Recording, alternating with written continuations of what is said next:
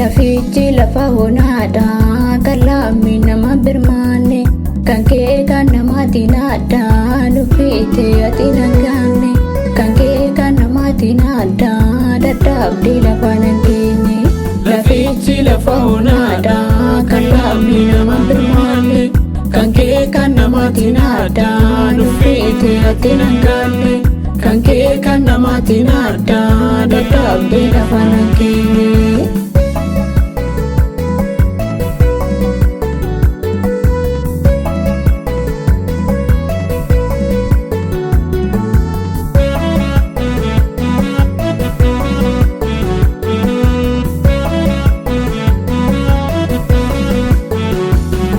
Birmaata gaafa rakkoo nyaachiisa lafa onaa kamsi qabu hin baduumi bobaa kee jala buufata biyyi lafa gara jabaatti firaa fakkaate na buusa bu'aa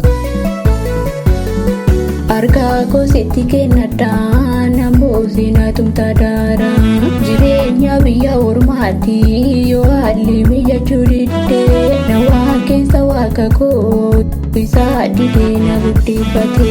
Lafichi lafa honaadha kan lammii nama birmaanne kan kee kan namaatti naadha nuffite ati nangaanne kan kee kan namaatti naadha dadhabdee lafa nan keenye.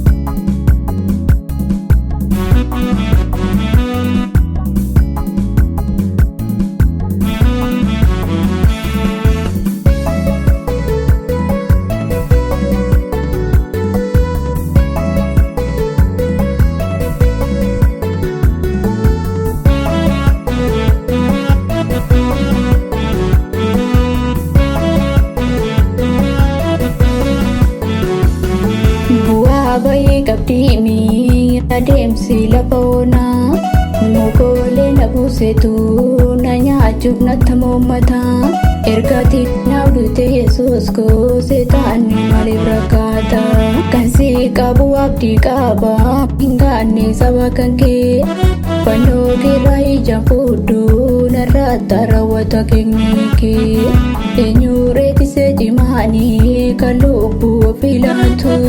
Sagaltamii sagal dhiisee hoolaa tokko barbaadu. Lafichi lafa honaadha kan lammii nama birmaanne kan kee kan namaatti naadha nuffite ati nangaanne kan kee kan namaatti naadha dadhabdee lafa nan keenye.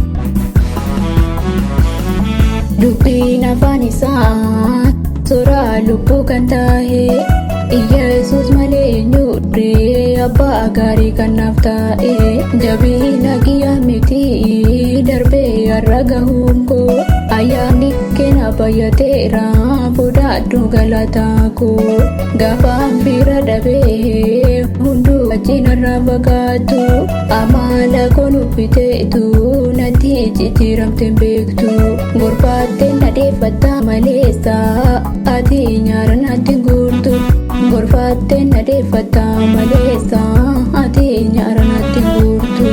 Lafichi lafa honaadha kan lammii nama birmaanne kan kee kan namaatti naadha nuffite ati nangaanne kan kee kan namaatti naadha dadhabdee lafa nan keenye. Lafichi lafa honaadha kan lammii nama birmaanne kan kee kan namaatti naadha nuffite ati nangaanne kan kee kan namaatti naadha dadhabdee lafa nan keenye.